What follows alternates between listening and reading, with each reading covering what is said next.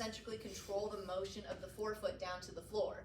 So if somebody has insufficient dorsiflexors, one, they could step with a flat foot called foot slap, or they could get the heel down but not have good control of the forefoot and then get the slap that way. So they'll either step with a flat foot or they'll slap the foot down to the floor. Same difference for like a foot slap condition. It affects the same tissue. Shin splints, you'll see that more like in your pediatric patients as their tibias are elongating very quickly and the length of the muscle just can't keep up with the bone growth. Keep some Dixie cups of ice in the freezer and they'll be your best friends. Also take a look at muscles that control the arch of the foot for that, because excessive eversion can also exacerbate shin splints. Alright, we went over the peroneal muscles that are innervated by the superficial peroneal nerve in the lateral compartment of the lower leg. We talked about the posterior compartment muscles that are the plantar flexors, innervated by the tibial nerve. So tell me a difference that you can think of between soleus and gastroc. Any difference you can think of for those muscles? Passing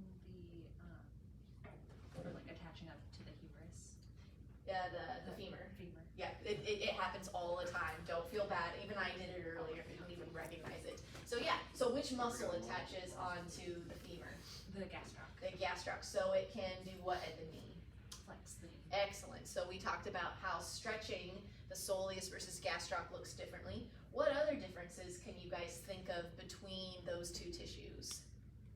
One's superficial, one's deep. Correct. Yep, one's on top of the other. So if we were doing like an ultrasound treatment, we would have different settings depending on which tissue we were trying to target. What else? What about in terms of composition of the muscle?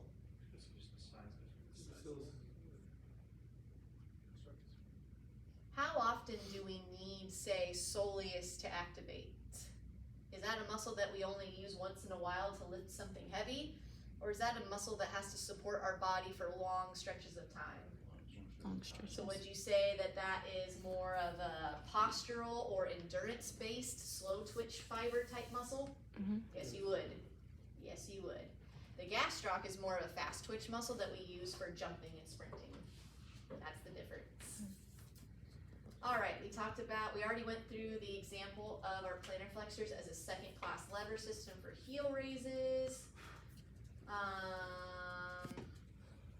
Yeah, I think we're good on the ankle. Does anybody else have any questions? Kind of flipping through your notes and whatnot, or looking back through quiz questions.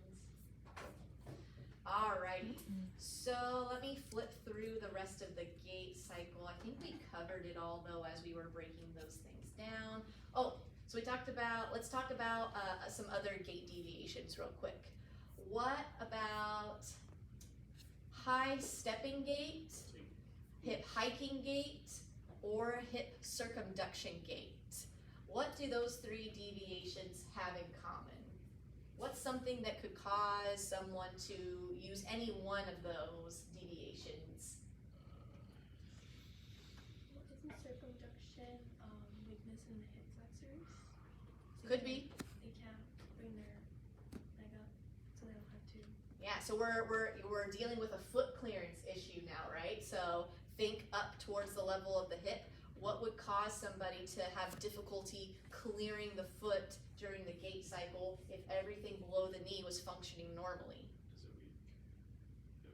It could be weak hip flexors, or think structure. What's structurally happening in the level of the bones that could be causing somebody to have a hard time clearing one leg? Leg length discrepancy, yes. That's what unites all of those gait deviations. A leg length discrepancy could cause somebody to have to step up, lift their leg up higher, or swing the leg around, or hike at the pelvis to try and get that long limb cleared so that we don't hit the ground with our foot. Cool, cool. Let's see.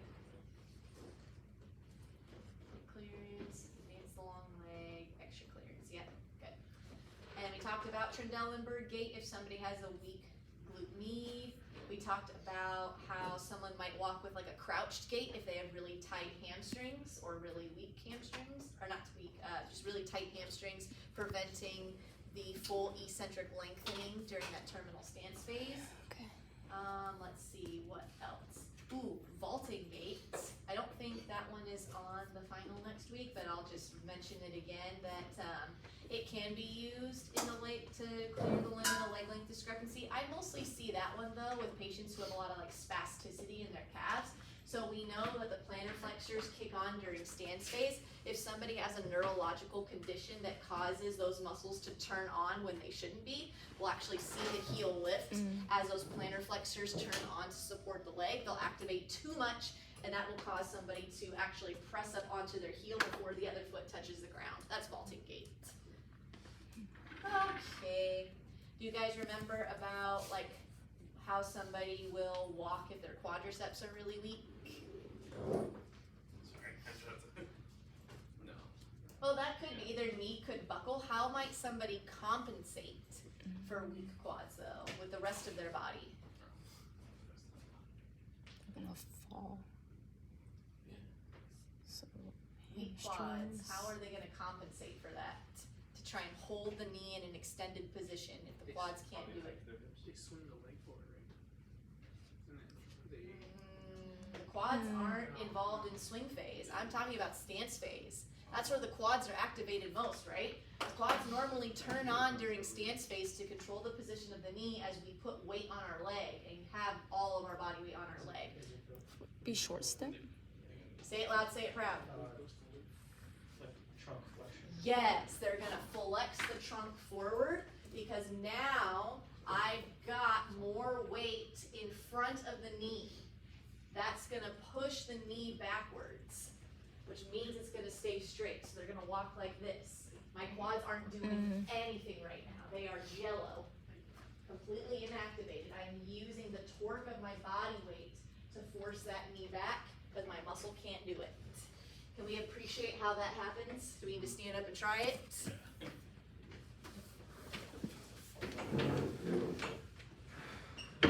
So put one foot out in front. As you put your body weight forward, try and lean forward.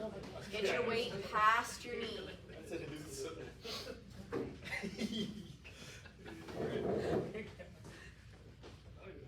And I exaggerated, right? But you'll see patients who are leaning their trunk forward, and you're gonna be like, why are they leaning forward so much? It's because their quads are weak and they need to leverage the weight of their body, that external lever arm. They're shifting it forward up the axis of rotation of the knee, which is gonna help push back on the knee and gear it toward extension.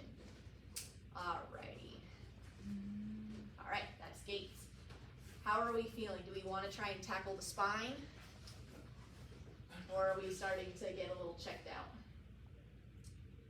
I just have to be. I have to be gotta in go to the city of court. Alright, how about we do this then? Because we covered a lot of ground today.